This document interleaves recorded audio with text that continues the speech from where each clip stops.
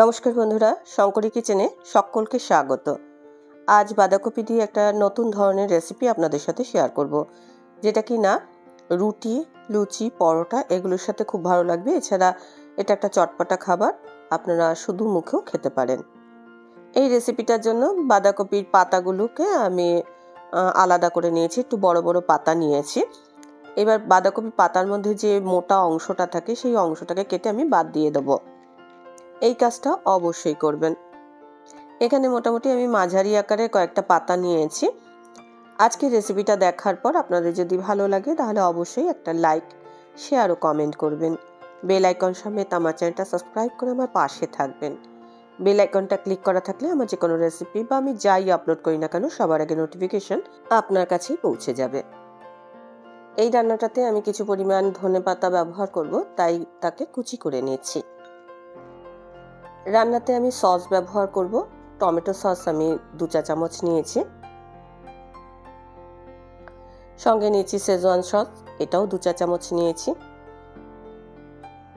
Chilli sauce নিয়েছি 1 চা চামচ। সসটা একটু ঝাঁকিয়ে নিতে হচ্ছে কেননা শেষের পথে। এবার সয়া সস নিয়েছি 1 চা চামচ, সঙ্গে নিচ্ছি 1 চা চামচ ভিনিগার। সব সস আমি ভালো করে মিশিয়ে একটা মিশ্রণ সস তৈরি করে নিচ্ছি। এটা আমি রান্নায় পরে ব্যবহার করব। 1 চা চামচ কর্নফ্লাওয়ার জলে গুলে রাখবো।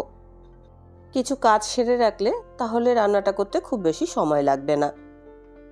রান্নাতে আর যে যে জিনিস ব্যবহার করব সেটা রান্না করতে করতেই আপনাদের আমি দেখিয়ে দেব। আমি এই রান্নাটাতে বেসন ব্যবহার করব। এখানে আমি 3 টেবিল চামচ বেসন নিয়েছি। আমরা রেগুলার যে বাঁধাকপির তরকারি খাই, এইটা কিন্তু সম্পূর্ণ আলাদা, বেশ ইউনিক একটা রান্না, আপনার ভালো লাগবেই।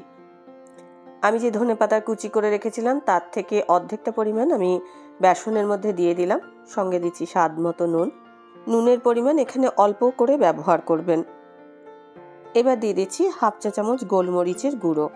গোলমরিচের গুঁড়ো বেশ ভালো লাগবে। আর যে সসটা তৈরি করেছিলাম সেই সসটা 2 চা চামচ আমি এর মধ্যে দিয়ে দিলাম।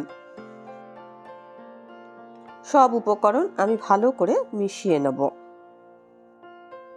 যেহেতু সসের মধ্যে নুন আছে সেই জন্য এখানে নুনের পরিমাণটা আমি অল্প করে দিয়েছি, সেটা আপনারা বুঝে ব্যবহার করবেন। সব কিছু ভালো করে মিশিয়ে নেওয়ার পর যদি মনে হয় অল্প জল ব্যবহার করতে হবে তাহলে অল্প জল ব্যবহার করবেন। আমি এখানে অল্প জল ব্যবহার করেছি। বেসনের একটা ব্যাটার তৈরি করেছি, যেই ব্যাটারটা না পাতলা হবে না একদম টাইট হবে। দেখুন ব্যাটারটা কীরকম, দেখে নিশ্চয়ই বুঝতে পারছেন। এইরকম ধরনের একটা ব্যাটার তৈরি করে নিতে হবে। এবার আমি যে বাঁধাকপির পাতাগুলো কেটে রেখেছিলাম সেই বাঁধাকপির পাতার ভেতরে এই বেসনের পুরটা আমি দিয়ে দিলাম আর ভালো করে মুড়ে নিলাম। সিল করার জন্য আমি আরও একটু বেসনের ব্যাটার এর মধ্যে লাগিয়ে দেবো, তাতে বাঁধাকপির পাতাগুলো সিল হয়ে যাবে। একইভাবে সব বাঁধাকপির পাতাগুলোর মধ্যে আমি এরকম বেসনের পুর দিয়ে সিল করে দেব, আর ভেতরেও পুর থাকবে। ভালোভাবে সিল না হলেও কোনো ব্যাপার না, পরে দেখলে বুঝতে পারবেন যে এটা যদি একটু খুলেও যায় তাতে কিন্তু কোনো অসুবিধা হবে না। বাঁধাকপির পাতাগুলো ভেতরের দিকের পাতা নেবেন, তাতে খেতে ভালো লাগবে। এগুলো সিল করে নিতে নিতে আমি কিন্তু কড়াইয়ে তেলটা চাপিয়ে দিয়েছি। এক্সট্রা যে ব্যাটারটা পড়ে থাকবে সেই ব্যাটারটা আমি পাতলা করে নেব। এখানে দেখুন সাদা তেল আমি গরম করতে দিয়েছি, আর যে ব্যাটারটা পড়েছিল সেই ব্যাটারটা আমি একটু পাতলা করে নিয়েছি। এবার এই যে বাঁধাকপির যে আমি রোলগুলো করেছি বেসনের ব্যাটারে চুবিয়ে আমি এটা তেলের মধ্যে ফ্রাই করব। হাই ফ্লেমে আমি এখন এটা ফ্রাই করে নেব। একটা পাশ ভাজা হয়ে গেলে উল্টে আমি আরেকটা পাশ ভেজে নেব।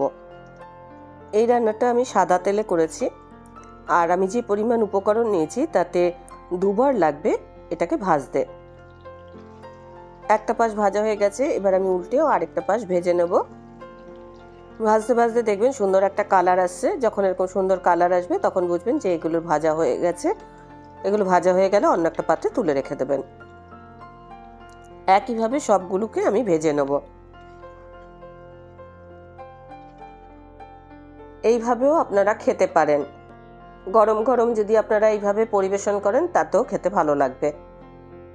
এবার এই যে বাঁধাকপির রোলগুলো আমি তৈরি করেছি সেগুলোকে আমি টুকরো করে নেব। যেগুলো একটু বেশি বড় সেগুলোকে 3 ভাগ করব, যেগুলো ছোট আছে সেগুলোকে 2 ভাগ করব। ভেতরে পুরটা থাকবে আর এইরকমভাবে কেটে টুকরো করে নেব। ছোট ছোট টুকরো করে নিলে এগুলো খেতে বেশ ভালো লাগবে। দেখুন পুরগুলো কিন্তু ভেতরে রয়েছে। তেলের পরিমাণ আমি কম করে দিয়েছি। এর মধ্যে 1 চা চামচ গ্রেট করা আদা দিয়ে দিলাম। হাই ফ্লেমে হালকা নাড়াচাড়া করে নিচ্ছি। সঙ্গে দিচ্ছি 4টে কাঁচা লঙ্কার কুচি। এটাও আমি খুব হালকা নাড়াচাড়া করব। এবার এর মধ্যে দিয়ে দিচ্ছি একটা ক্যাপসিকামের কুচি, যেগুলো কিনা আমি ডাইস করে কেটে নিয়েছি। ভালো করে নাড়াচাড়া করে নিচ্ছি।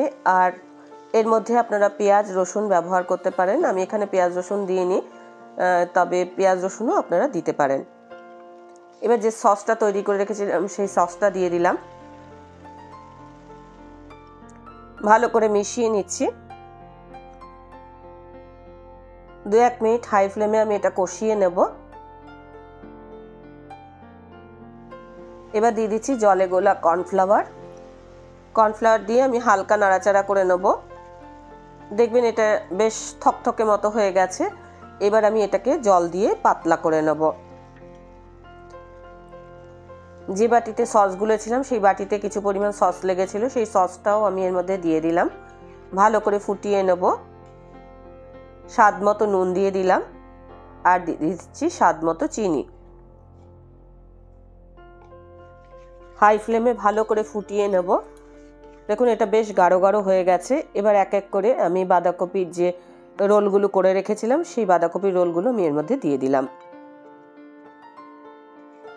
2-1 মিনিট ফুটিয়ে নেব। এগুলো গা মাখা মাখা হয়ে যাবে। এটা এরকম ড্রাই ড্রাই খেতে বেশ ভালো লাগবে।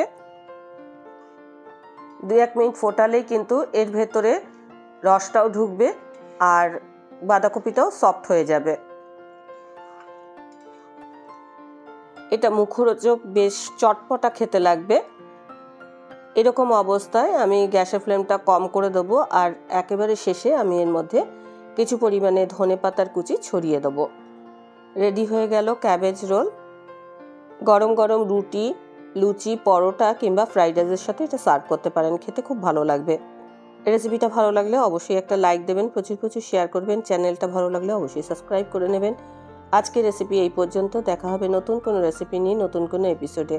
এতক্ষণ আমার সঙ্গে থাকার জন্য অনেক অনেক ধন্যবাদ।